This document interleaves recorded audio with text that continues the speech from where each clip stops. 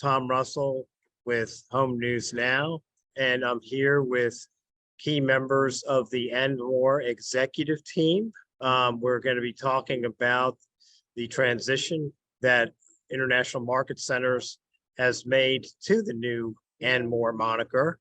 And I'm here with Bob Maricich, CEO of Andmore, Dorothy Belshaw, Chief Growth Officer, and Karen Olson, Chief Marketing Officer. Again, thank you all for taking time out of your busy schedules. We'll try to kind of make this as concise as possible, but I just wanted to start off asking you all how the transition has gone so far, and what, if anything, has surprised you about the initial launch of the initiative?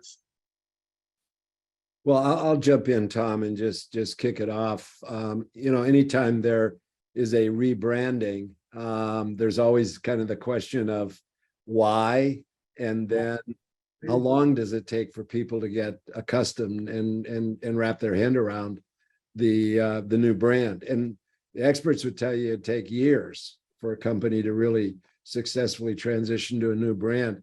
So the biggest surprise, I'll start there, is just how embraced it's been and rapidly become the vernacular, whether it's with our customers, the tenants, whether it's buyers, and certainly internally. There was a huge resonance of it because it wasn't just a name transformation. It really was a reflection of how we've matured as a company the last 11 years, and that it was time for us to really look at what Andmore looks like today versus 2011 when we formed the company, and how much more we do. And part of the element of the rebranding is we revisited our values, and everything was built around doing more. And the values, that as we reframed them, was to put the customer first, to never give up, live with integrity, serve as a force for good, and grow stronger together. And all of those have an element of doing more than we've had in the past, and acknowledging more, and acknowledging that, look, we have a responsibility to do more for our customers, but we also have a responsibility to do more for our communities, for each other, for the environment, and things like that. And so I think the biggest surprise in this is also the fact most people didn't realize the name Andmore could even be available, because it's become part of so many people day-to-day talking, where they make a point and then they go and more. And so it's been a really, really gratifying launch and rapid adoption. What did it look like at the Atlanta show? Was there anything that you all did to kind of, I was not at the show, unfortunately. I know we had some folks there, but was it visible for the buyers particularly? It was, Tom, and we'll see the same thing in Las Vegas. So when you get to the campus, we've refreshed all of the signage. So just as a reminder, we're not changing the names of our markets, but we are changing the branding for those markets to align with the new corporate Andmore branding. So for example, in Atlanta Market brand mark is now Atlanta Market Andmore, and it now encompasses that new brand identity that's part of Andmore. So all of the signage on our campuses is getting updated. Our badge stock for the markets has changed to the new branding.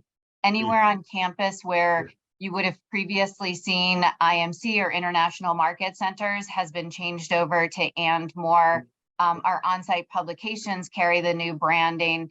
And then I think, the biggest thing is really the new at-market app that we launched for buyers, which launched in Atlanta and is available now for buyers to download for Las Vegas market. And that's really the first Andmore branded product that we've put out into the marketplace. So that's super exciting.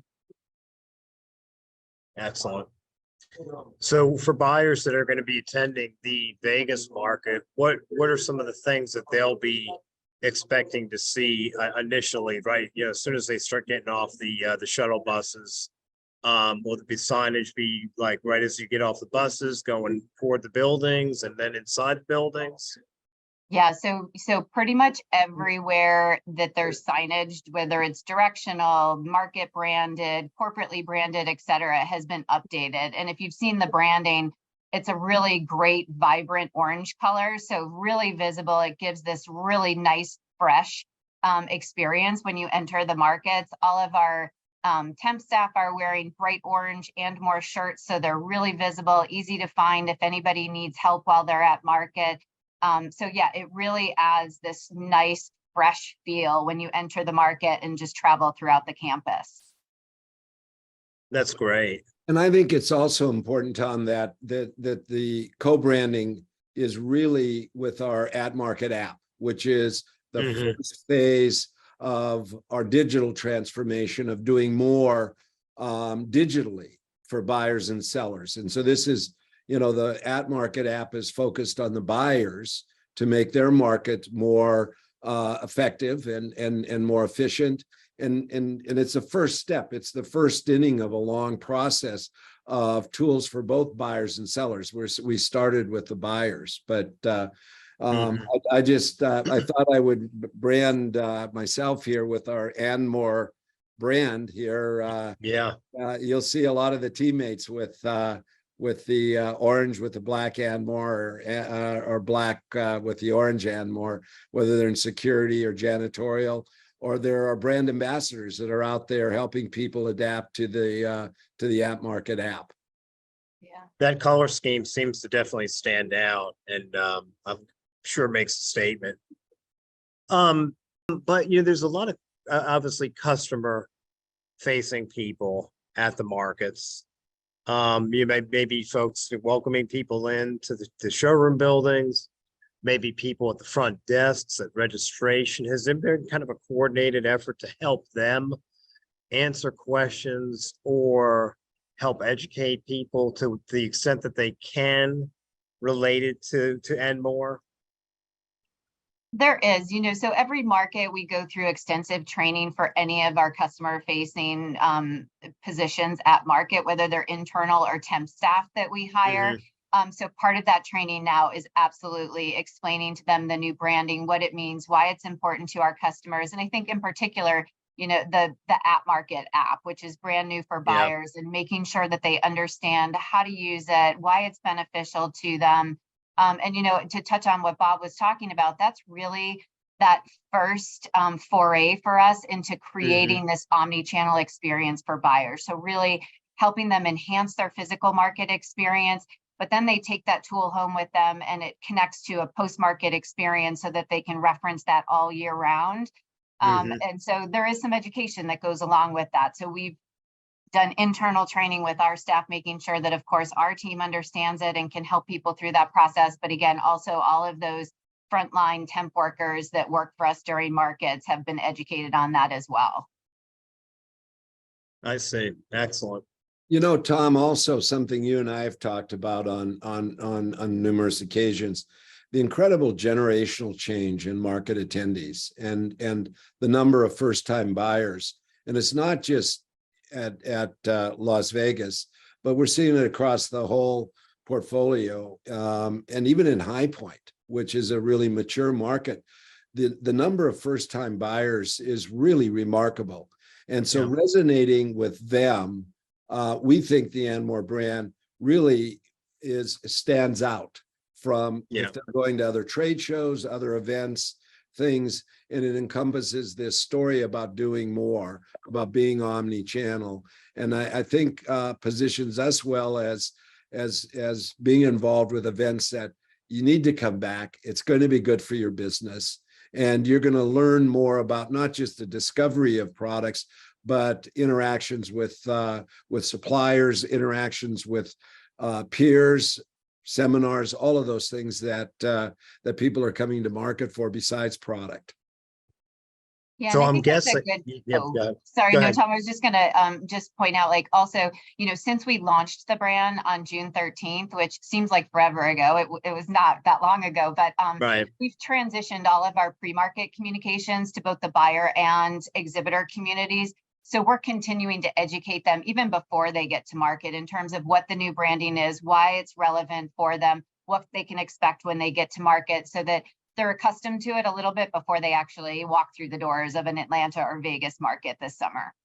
Okay, excellent. I'll kind of finish with two sort of closing questions here. But one of them is, and I guess this is just sort of a statement in a sense, but obviously this from the start has been to present the omni-channel nature of the markets and the opportunity therein that lies with that.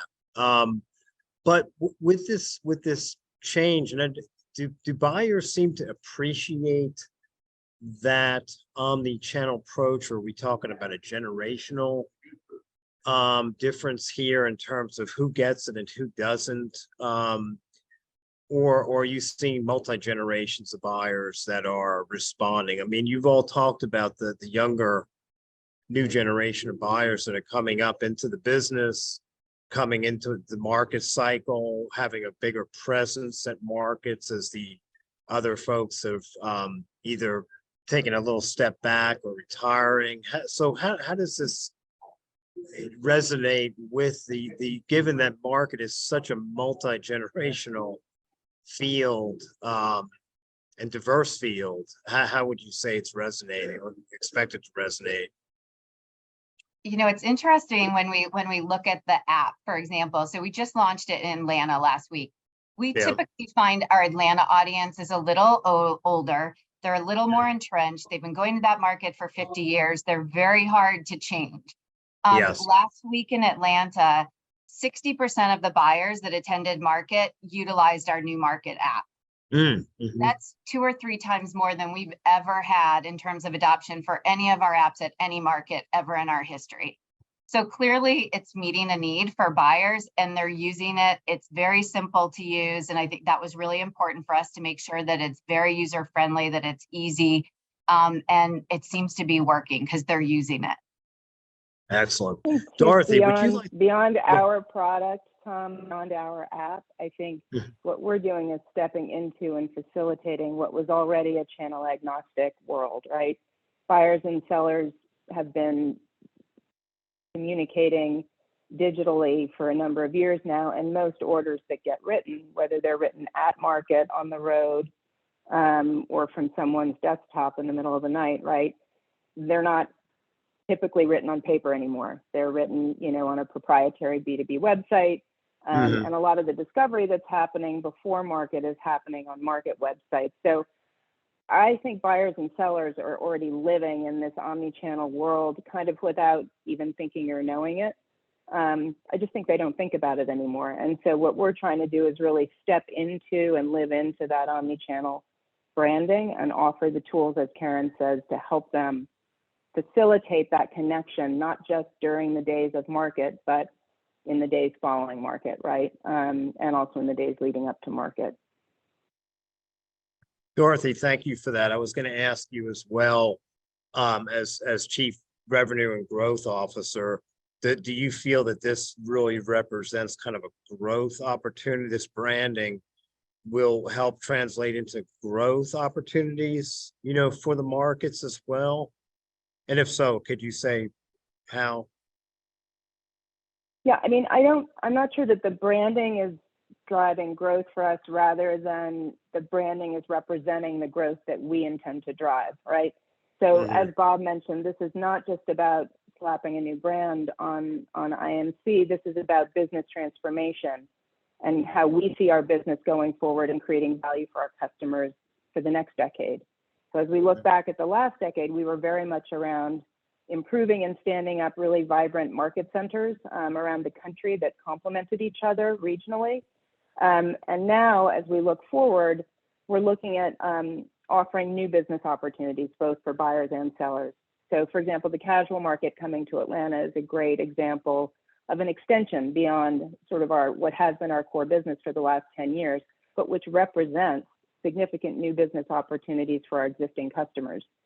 So just now in Atlanta, we had the inaugural casual market in Atlanta, and we opened, really with a bang. We had more than 150 new resources at the market from the casual and outdoor industry.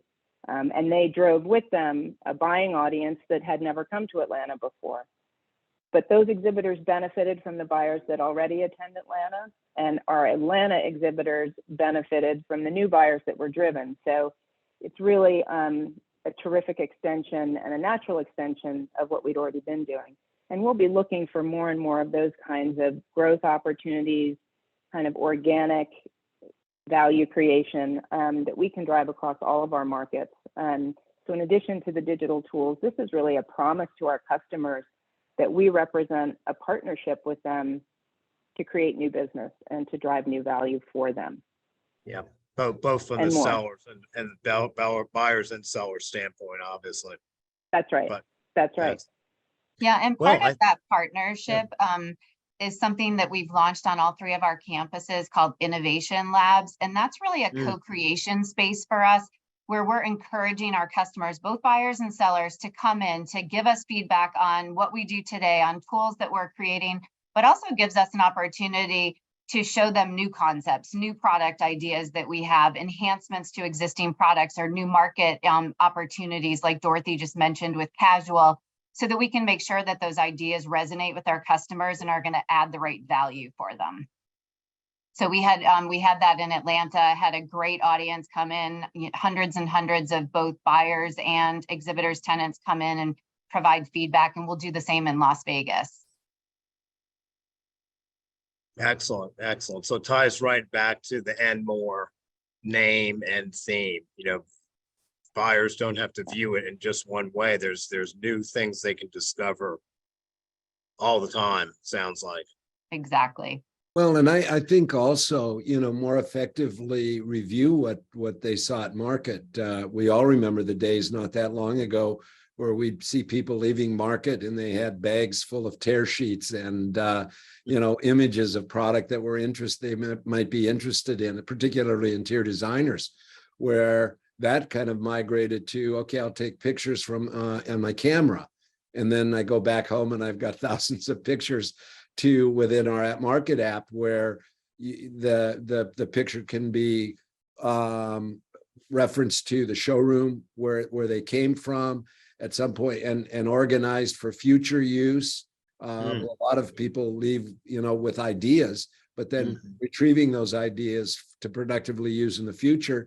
And then as we gather more information, to assist them that, look, if you're interested in these things, possibly these others. So I think everybody agrees it's almost impossible to walk 6 or 7 million square feet and see thousands of vendors. But if we can make that more targeted, more focused around your individual needs, which we believe we can over time, that's going to make market even more valuable and more productive over the course of the next 6 months when you're home and a project comes up or something's not retailing, et cetera, that now we've got some ideas on how to quickly replace it, where they came from, and how to get a hold of the people that had that product. Yeah, 6 months goes by quick too, but there's certainly a lot of time within that framework to accomplish more, you know, after the market, you know. So anyway, well, hats off to you folks. Appreciate you're all taking time to speak with us at Home News Now, help educate our audience more about this concept and this branding and this opportunity as we head in to the July market. Again, Tom Russell with Home News Now, here with Karen Olson, Dorothy Belshaw, and Bob Maricich of Andmore. Thanks again, folks, and look forward to seeing you all soon.